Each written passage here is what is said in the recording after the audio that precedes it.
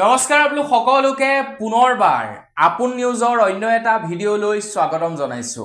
অৰুণোদয় আঁচনি এইবাৰ আজিৰ পৰ্যন্ত অৰুণোদয় আঁচনিৰ পইচা বহু লোকেই লাভ কৰা নাই।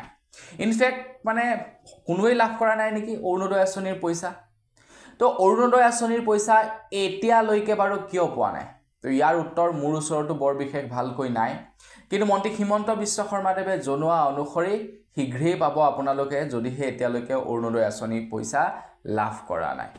বহু মানুহ আছে যিবিলাকে নেকি অৰুণোদয় আঁচনিৰ পইচা কেইটালৈকে বাট চাই থাকে। অৰুণোদয় আঁচনিৰ পইচা কিন্তু সোমাব, কিবা এটা কৰিম। বেছি নহয় 1250 টকা, কিন্তু কিছুমানৰ বাবে সেই 1250 টকাটোও যথেষ্ট, হয় নে নহয় বাৰু?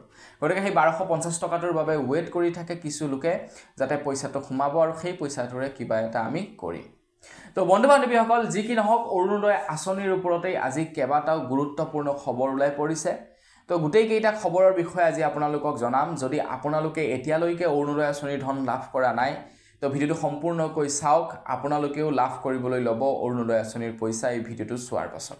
তো মই শ্ৰীবাঞ্জিত গগৈ, আপোনালোকে চাই আছে আপোন নিউজ। আহক আৰম্ভ কৰোঁ আজিৰ ভিডিঅ'। আগবাইছো প্ৰথমটো ভাল খবৰৰ ফালে। প্ৰথম ভাল খবৰটো ওলাইছে, যিসকল মহিলাই নেকি অৰুণোদয় আঁচনিৰ ধন অলৰেডি পাই আছিলে, তেওঁলোকে এই মাহত পোৱা নাই বা বিগত 2-3 মাহত তেওঁলোকে অৰুণোদয় আঁচনিৰ পইচা পোৱা নাই, তেওঁলোকৰ নাম অৰুণোদয় তালিকাৰ পৰা কৰ্তন গৈছে, তেওঁলোকৰ কাৰণে ওলাইছে প্ৰথমটো ভাল খবৰ। আপোনালোকৰ ঘৰতো তেনেকুৱা মহিলা আছে নেকি? কমেণ্ট ছেকশ্যনত জনাব। মানে যিসকলে আগতে পাই আছিলে, হয়তো এই মাহ পোৱা নাই বা 4-5 মাহ হৈ গ'ল তেওঁলোকে অৰুণোদয় আঁচনিৰ পইচা পোৱা নাই, তেওঁলোকৰ লিষ্টৰ পৰা নাম কৰ্তন গৈছে, তেনেকুৱা মহিলাৰ বাবে ভাল খবৰ। ভাল খবৰটো হৈছে কি, তেওঁলোকেও লাভ কৰিব পইচা, যিসকলৰ নেকি 2-3 মাহ আগতেই নাম কৰ্তন গ'ল, যিসকলৰ নেকি এই মাহত পইচা সোমোৱা নাই, তেওঁলোকে শীঘ্ৰেই তেওঁলোকৰ নথি জমা কৰক। নথি জমা কৰিলে তেওঁলোকে পইচা পোৱা আৰম্ভ হৈ যাব বুলি জনাইছে। অসমৰ মুখ্যমন্ত্ৰী ডক্টৰ হিমন্ত বিশ্ব শৰ্মাদেৱে এই কথা উল্লেখ কৰিছে। গতিকে আপোনালোকে যদি আগতে পাইছিলে আৰু এই মাহত যদি আপোনালোকে পোৱা নাই বা বিগত 2-3 মাহৰ পৰা যদি আপোনালোকে পোৱা নাই, তেন্তে আপোনালোকৰ প্ৰয়োজনীয় নথিপত্ৰসমূহ আপোনালোকে জমা কৰক আৰু শীঘ্ৰেই আপোনালোকে পইচা পাই যাব। কি কি নথিপত্ৰৰ আপোনালোকক প্ৰয়োজন হ'ব অৰুণোদয় আঁচনিৰ পইচা পাবৰ বাবে? নতুনেই হওক বা পুৰণাই হওক, আগৰ পৰা পাই থকা হওক, পাই নথকা হওক, কি কি ডকুমেণ্ট আপোনালোকে জমা কৰিব লাগিব? Aadhaar card, PAN card, ration card, voter card আৰু ৰঙীন ফটো। এইকেইটা ডকুমেণ্ট লৈ আপোনালোকে ফৰ্ম এখন ফিলআপ কৰি জমা কৰিব লাগিব।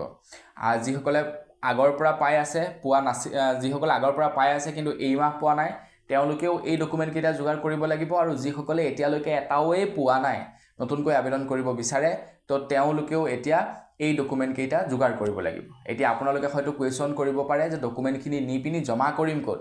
ৰ'ব, কৈ আছোঁ, ডকুমেণ্টখিনি আপোনালোকে জমা কৰিব। আগবাইছোঁ দ্বিতীয়টো ভাল খবৰৰ ফালে। এতিয়া মষ্ট ইম্পৰ্টেণ্ট কুৱেশ্যনটো হৈ গ'ল, আমি Aadhaar card, PAN card, voter card, ration card, ৰঙীন ফটো যোগাৰ কৰিলোঁ।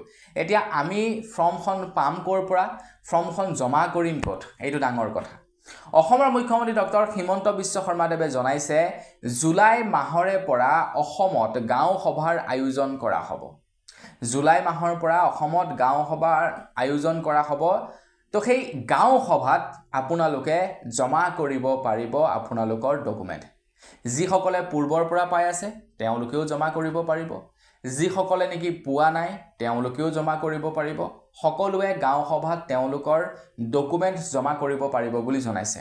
গতিকে আপোনালোকে এতিয়াৰে পৰা গাঁও সভাসমূহ এটেণ্ড কৰিব লাগিব আৰু সেই গাঁও সভাতেই আপোনালোকে আপোনালোকৰ ডকুমেণ্ট ছাবমিট কৰিব পাৰিব বুলি জনাইছে। গতিকে নেক্সট যদি গাঁও সভা হয়, গাঁও সভালৈ যাবলৈ কিন্তু নাপাহৰিব। আগবাইছোঁ একেবাৰে শেষৰটো ভাল খবৰৰ ফালে। এতিয়া আপোনালোকে যেনিবা আবেদন কৰি পেলালে, ঠিক আছে, বা যিসকলোকে নেকি আগৰ পৰা পাই আছিলে 2-3 মাহ ধৰি পোৱা নাই, তো তেওঁলোকেও যেনিবা আবেদন কৰিলে। এতিয়া পইচাসমূহ পাব কেতিয়াৰ পৰা? আৰু অলৰেডি বহু মহিলাই আবেদন কৰিছেও। মাজতে মই আপোনালোকক খবৰত জনাইছিলোঁ, মাজতে এপ্লাই কৰিবৰ কাৰণে ফৰ্ম আহিছিলে, তো বহু লোকে আবেদন কৰিছে। এতিয়া তেওঁলোকে পইচাটো পাব কেতিয়াৰ পৰা? এটা ভাল খবৰ ওলাইছে, 10 ছেপ্টেম্বৰৰ পৰা প্ৰত্যেকজনী মহিলাকে, যিসকলে আগৰ পৰা পোৱা নাছিলে, যিসকলে নতুনকৈ আবেদন কৰিব, যিসকলে নেকি 2-3টা কিস্তি লাভ কৰা নাই, তেওঁলোকে ছেপ্টেম্বৰৰ 10 তাৰিখৰ পৰা লাভ কৰিব অৰুণোদয় আঁচনিৰ ধন। আৰু প্ৰায় 40 লাখ লোকে অৰুণোদয় আঁচনিৰ পইচা লাভ কৰিব বুলি জনাইছে। 40 লাখ মহিলাক অৰুণোদয় আঁচনিৰ ধন দিয়া হ'ব আৰু 10 ছেপ্টেম্বৰ তাৰিখৰ পৰা দিব বুলি ঘোষণা কৰিছে তো আপোনালোকৰ যদি এই প্ৰবলেমবিলাক আছে তেনেহলে আপোনালোকক সকলোবিলাক সলিউশন এই ভিডিওটো জনাই দিলো যদি খবৰটো অকনমান হলেও ভাল লাগিলে কাৰোবা এজনলৈ শেয়াৰ কৰি দিব লাইক এটা যদি কৰা নাই লাইক এটা কৰিব পুনৰ এটা ভিডিওত সকলোকে লগ পোৱাৰ খাজলৈ বিদায় মাগিছো ধন্যবাদ জয়